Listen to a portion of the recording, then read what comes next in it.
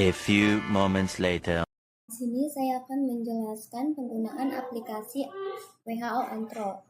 Aplikasi WHO Antro ini digunakan untuk menilai status gizi anak dan perkembangannya. Selain itu, aplikasi WHO Antro ini juga merupakan indikator antropometri. Aplikasi WHO Antro ini digunakan untuk anak usia 0 sampai 5 tahun. Nah, pada WHO Antro ini ada indikator-indikator seperti anthropometry calculator, individual assessment, dan nutritional survey. Karena saya mau mengukur status gizi pada anak, jadi saya pilih anthropometry calculator. Nah, di anthropometry calculator ini ada date of visit atau tanggal kunjungan. Ini bisa disesuaikan dengan hari dan tanggalnya. Lalu ada jenis kelamin. Di sini saya pakai jenis kelamin perempuan.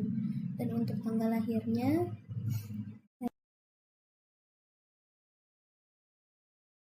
nah di sini terlihat umurnya 3 tahun 5 bulan. Lalu untuk berat badannya,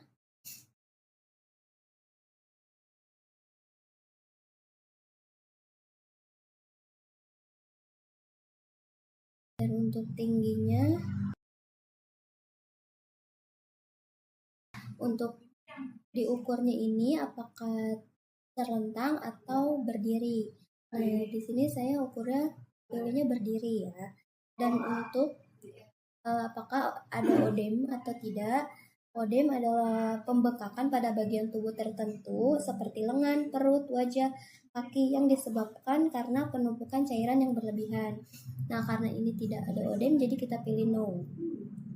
Lalu di sini terlihat Z-score-nya. Nah, untuk berat badan menurut tinggi badan, Z-score-nya itu ada di minus 0,26. Nah, untuk status gizinya kita bisa lihat di PMK atau Peraturan Menteri Kesehatan Republik Indonesia. Jadi berat badan menurut tinggi badan ya. Berat badan menurut tinggi badan tadi minus 0,26. Minus 0,26 berarti ada di sini ya. Ada di rentang minus 2 SD sampai dengan plus 1 SD, berarti gizi baik atau normal. Lalu untuk berat badan menurut umur ini ada di min 0,97. Berat badan menurut umur di minus 0,97. Berarti ada di sini ya. Ada di ambang Z-score minus 2 SD sampai dengan plus 1 SD. Itu berat badannya normal. Lalu untuk tinggi badan menurut umur ada di minus 1,39.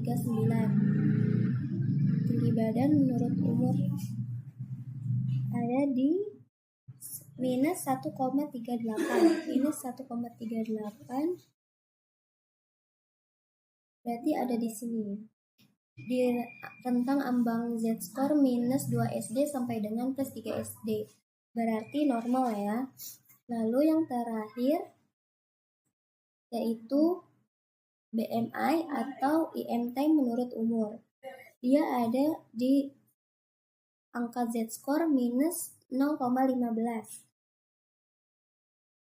Untuk IMT-nya ada di minus 0,15. Minus 0,15 itu ada di rentang minus 2 SD sampai dengan plus 1 SD. Dia merupakan gizi baik ya atau normal. Nah, jadi bisa disimpulkan untuk berat badan menurut tinggi badan, dia ada gizi baik atau normal, dan untuk berat badan menurut umur, dia berat badannya normal ya, dan tinggi badan menurut umur bisa dibilang normal, Dan yang terakhir, BMI atau IMT menurut umur merupakan gizi baik atau normal. Nah, kita bisa lihat juga grafiknya di sini. Lalu di sini saya akan menjelaskan penggunaan aplikasi WHO Anthroplus. Nah, WHO Anthroplus ini sama seperti WHO Anthro sebelumnya, namun WHO Anthroplus ini digunakan untuk anak usia 6-9 tahun. Dari antropometri kalkulator. Nah, untuk indikator ini ada date of visit atau waktu kunjungan, jenis kelaminnya. Di sini saya menggunakan laki-laki ya. Dan untuk tanggal lahirnya saya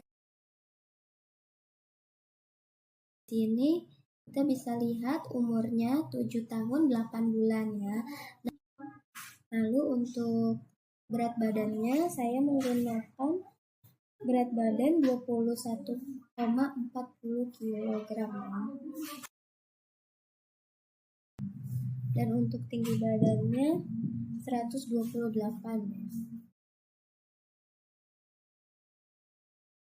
Lalu di sini tidak ada odem ya. Di sini kita bisa lihat Z-score-nya. Untuk berat badan menurut umur, Z-score-nya itu ada di angka minus 1,06.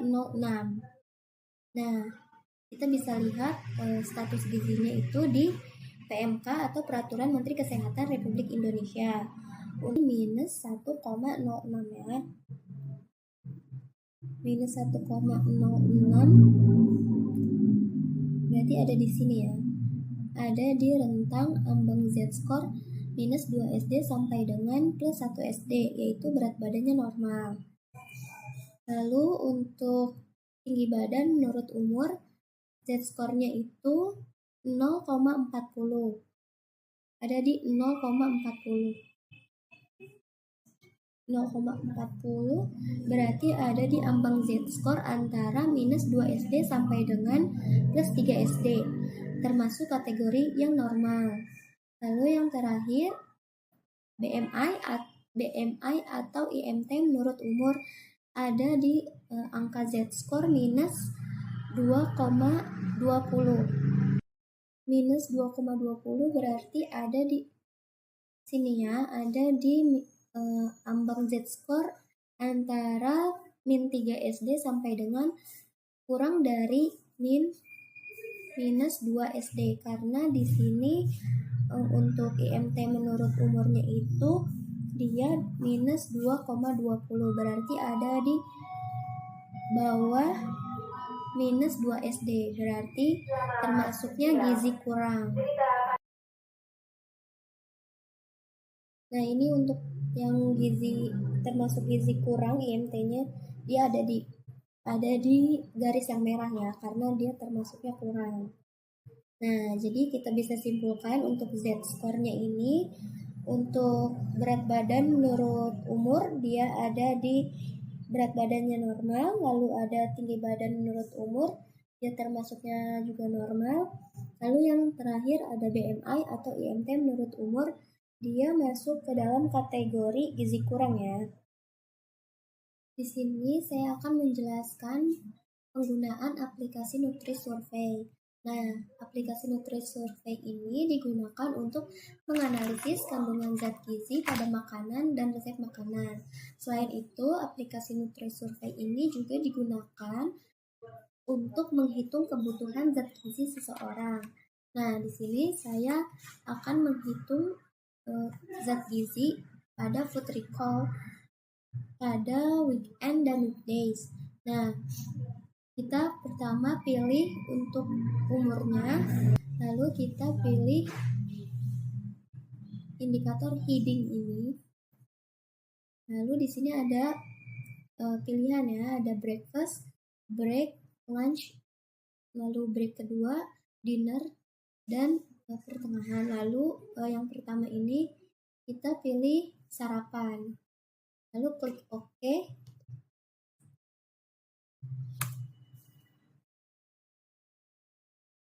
Nah,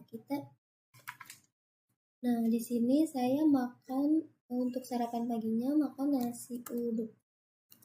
Kita pilih nasi lalu enter. lalu pilih nasi uduk dan enter. Nah, untuk beratnya ini, untuk amon ini berat ya. Untuk beratnya itu 100 gram. Nah, di sini sudah terlihat nih untuk kalorinya, protein, lemak, dan karbohidrat serta mineralnya. Sudah langsung terlihat.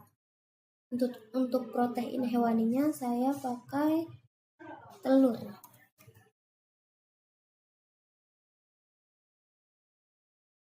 Nah, untuk beratnya itu 50 gram.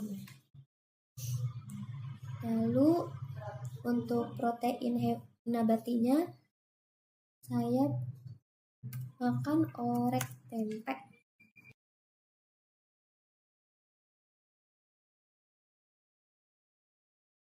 Di sini ada tempe orek. Kita pilih lalu enter. Lalu kita masukkan beratnya 40 gram. Dan yang untuk sayurnya saya makan kacang panjang.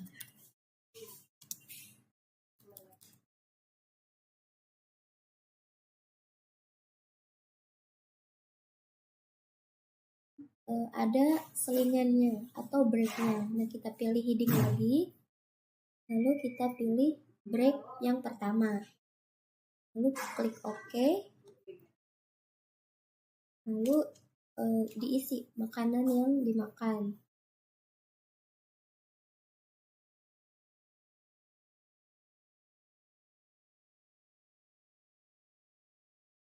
Setelah itu untuk makan siangnya sama ya, kita pilih heading, lalu kita pilih lunch, lalu klik OK.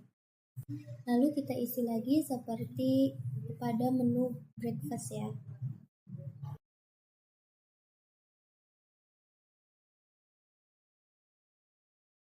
Nah, untuk sayurnya di sini saya makan tumis labu siam. Nah, karena di sini nggak ada ya tumis labu siam, jadi kita pilih aja labu siam mentah. Enter, lalu ditambah minyaknya. Nah, karena ini ditumis, berarti berat minyaknya itu 2,5 ya.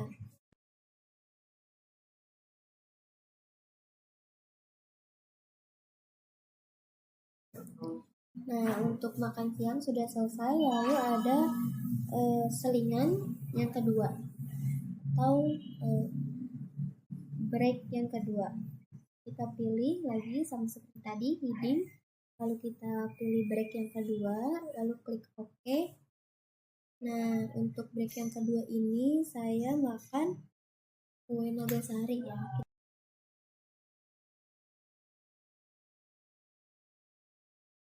Lalu untuk makan malamnya atau dinner, kita pilih heading, kita pilih dinner dan OK. Lalu kita masukkan lagi makanan atau menu-menu yang kita makan pada malam hari.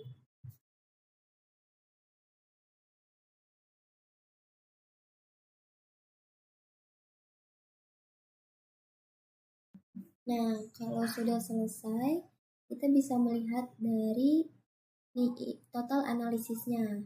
Sebelah kanan ya, kita lihat untuk asupan energi dalam sehari ini saya makan dengan total energi 1213,3 kilokalori, dan untuk proteinnya 45,9 gram, lalu untuk lemaknya 37,9 gram, dan karbohidratnya 171,7 gram. Recall untuk yang weekendnya. Nah, kita pilih dulu usianya, lalu kita klik heading sama seperti recall weekend ya. Kita pilih breakfast, lalu OK. Nah, kita untuk breakfastnya ini saya makan nasi putih. Untuk protein hewaninya itu saya makan ikan bawal. Ini saya makan itu ikan bawal goreng. Karena di sini tidak ada ikan bawal goreng, Berarti kita tambahkan minyaknya ya. Karena ini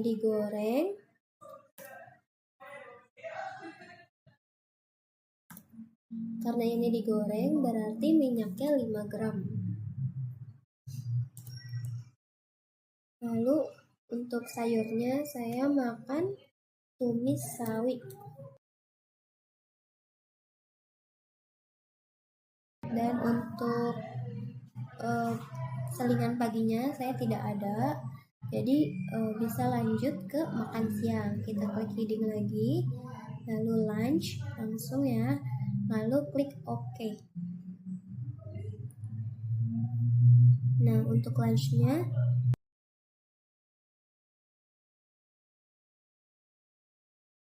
untuk makan siang ini saya makan ayam bumbu kuning. Tapi karena di sini tidak ada ayam bumbu kuning, jadi saya pilih daging ayam aja. Ini ya, daging ayam.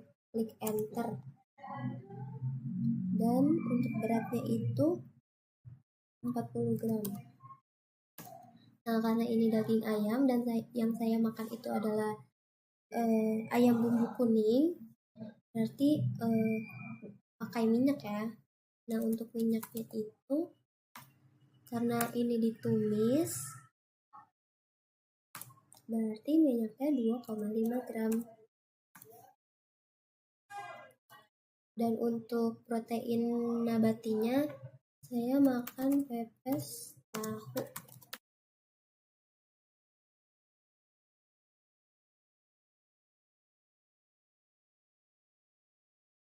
Lalu untuk break atau makanan selingan sore harinya, kita klik lagi heading, kita pilih break yang kedua karena break yang pertamanya kita tidak ya. Lalu kita klik OK. Lalu kita masukkan makanan yang kita makan pada selingan sore. Saya makan salad buah. Nah, di sini ada fruit salad ya. Kita pilih. Lalu untuk makan malamnya, kita klik lagi heading, lalu klik dinner dan OK. Lalu kita masukkan menu yang kita makan pada malam hari.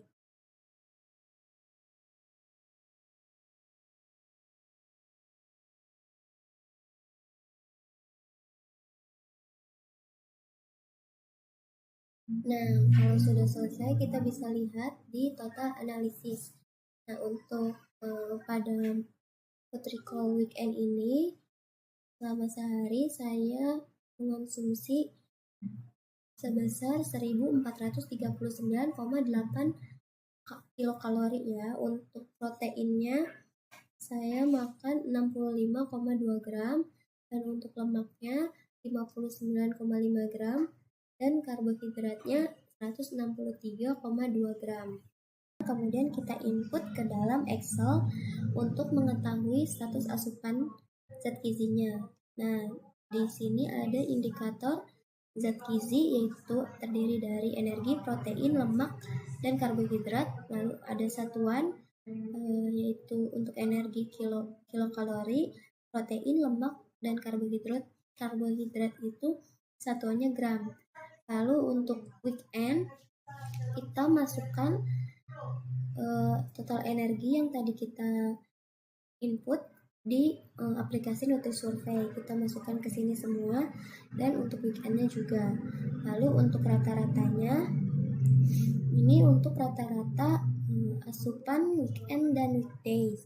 Nah, untuk rata-ratanya kita bisa klik sama dengan lalu average. Kita pilih average. Lalu kita pilih weekend dan weekdays. Lalu kita klik enter. Nah, di sini keluar ya. Untuk rata-rata energi weekday dan weekend ini sebesar 1326,55 kilokalori. Akan muncul tanda plus hitam seperti ini. Kita bisa tarik ke bawah. Nah, nanti dia akan otomatis terisi sendiri. Nah, untuk AKG-nya ini kita bisa lihat di tabel AKG. Di rentang usia 19, saya pakainya di rentang usia 19 hingga 29 tahun dengan jenis kelamin perempuan. Nah, ini ya hasilnya. Dan untuk mencari persen AKG ini, caranya itu yang pertama kita ketik sama dengan, lalu buka kurung, lalu klik rata-rata dibagi AKG, lalu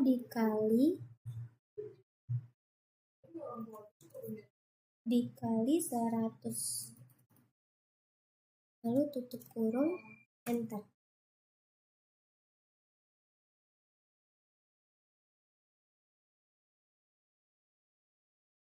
Nah, jadinya kita bulatkan menjadi 59. Nah, untuk status asupannya ini ada kategorinya ya. Untuk kategori kurang itu kurang dari 80% dari AKG. Lalu untuk kategori baik, persen AKG-nya itu antara 80 sampai 110% AKG. Lalu untuk kategori lebih itu ada di atas 110% AKG.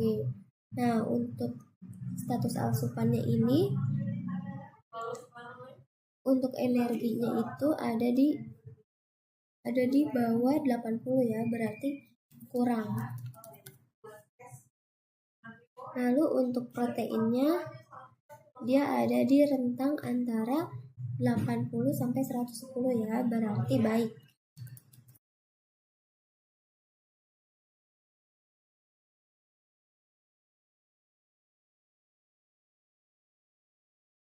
Nah, di sini saya akan memberikan tutorial untuk menambahkan makanan pada NutriSurvey. Nah, di sini saya menggunakan makanan kemasan. Pertama kita klik OK, kita masuk ke NutriSurvey-nya, lalu kita pilih indikator yang food, lalu pilih modify database, lalu klik add food.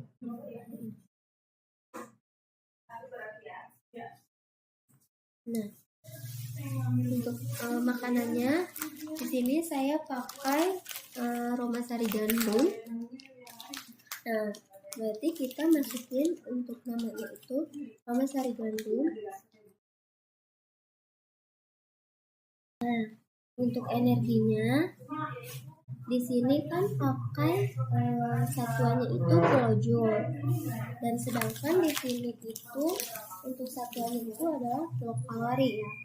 Jadi kita harus mengubah dari kilokalori menjadi kilojoule. Nah, saya tulis di sini saja ya biar mempermudah. Nah, untuk 1 kilokalorinya itu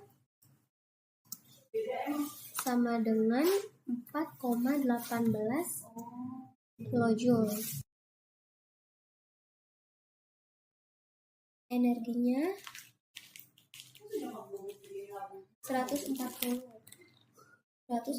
kilokalori. Tapi di sini kita perlu menentukan takaran sajinya, karena ini takaran sajinya itu adalah per 100 gram. Nah, jadi kita tentukan dulu takaran sajinya. Nah, untuk takaran sajinya ini dia 27 gram. Berarti karena kita menggunakan takaran 100 gram, berarti kita tulis di sini saja ya. Berarti untuk takaran sajinya kita tulis TS, takaran sajinya itu 100 gram. Nah, untuk di sini 27 gram, berarti 100 dibagi 27 gram sama dengan 100 dibagi 27 sama dengan 3,7 gram. Nah, lalu kita cari energinya. Nah, untuk energinya di sini total energinya itu sama dengan 140 kilokalori. Nah, berarti hasil hitung takaran saji ini dikali dengan total kalori yang ada pada kemasan. Berarti 3,7 ini dikali dengan 140.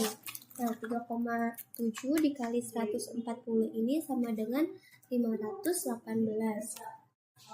Nah, karena ini satuannya masih kilokalori, jadi kita ubah ke dalam kilojoule, yaitu jadinya 518 dikali dengan 4,18. Hasilnya itu 2165. Saya bulatkan ya. Nah, untuk proteinnya